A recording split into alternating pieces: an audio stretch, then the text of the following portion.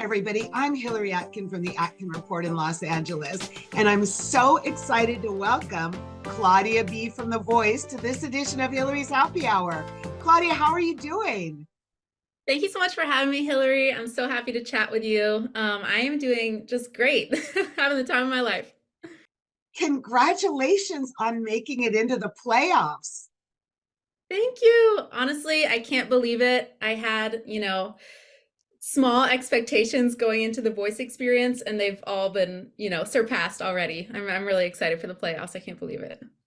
Well, talking about exceeding expectations, your knockout round for Team Niall, which he said was magic and probably the best he's ever seen on the show, which I agree, was amazing. You went up with Huntley and Noah Spencer, and it was crazy what happened after that. So tell me all about it. Yes, I mean, truly. Okay, so from the moment that the three of us got paired, they actually did air that part. So you can see my total shock and fear in my face when I found out that I was singing with Huntley and Noah. I was so surprised because, we're such different singers. We sing different genres, everything of the above. But I think Niall paired us because in our own ways and lanes, we all have a bit of soulfulness to our voices. And the whole time working together and separately, going to rehearsals together and all that, we were hoping and praying for exactly what happened, which ended up being a win, a steal, and a save. So I just had a blast working with those three and getting to work with Wynonna Judd and Dan and Shay and play my Don't Know Why song for them. And getting up all three of us on that stage and having, what we hoped was going to be our best performances, affirmed by the coaches and by Niall really was, meant the world to all of us and was just such a thrilling moment, especially for me getting to play keys on that performance. Well, speaking about keys, you were first on Team Legend with John, and then he swooped in after this knockout and tried to steal you back. I And then know. Niall saved you, but what must have been going through your mind when you were trying to decide, should I go back to John or stay with Niall? Well, I was having deja vu because I had this same decision to make, after my blind audition. And I was thinking, well, I picked John once and, he's, such an icon and someone I really, really look up to. And I did love working with him, as I mentioned, when I was trying to decide. But at the end of the day, after I joined Team Niall after battles, he actually, he was on tour, he was doing his thing, and so I didn't get that one-on-one time with him. And so that the reason that I did end up staying with Team Niall is because, I wanted that chance to work with him. And also I felt, indebted to him because he, saved me twice in a row. Claudia, let's flash back to your blind audition. You just mentioned it. You sang an iconic song, Michael Jackson's Human Nature.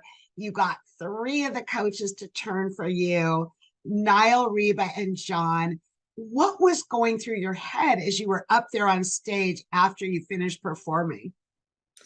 The whole thing felt like a dream.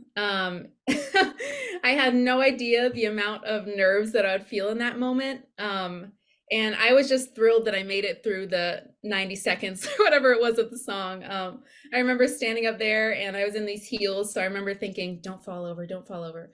And just looking at the coaches and then smiling back at me. And I didn't know who to pick. I went with my gut and picked someone that, I feel like I'm maybe the most like musically. That was all I could do. I wanted to like look back at my friends and family, my fiance and my dad back there and get their advice. But all I had was the crowd screaming John and Niall and Reba in my ears. It's been a fun journey to watch, Claudia. And during that, after that blind audition, you had mentioned you went to Berklee College of Music, and you said pop and R&B were your favorite. Tell me more about your musical background and other influences. Gosh, it's really all over the place. I mean, I grew up, with parents that played anything from, Stevie Wonder to ABBA to Elton John in the car rides. I sang in church choir, so I I love those kind of like classical music, hymns, everything like that. And then, as mentioned on the show, I was also in kind of like a punk rock band in high school. So it's really all over the place, which is part of what I love about music. You know, you can be a fan of every genre. There's nothing wrong with that.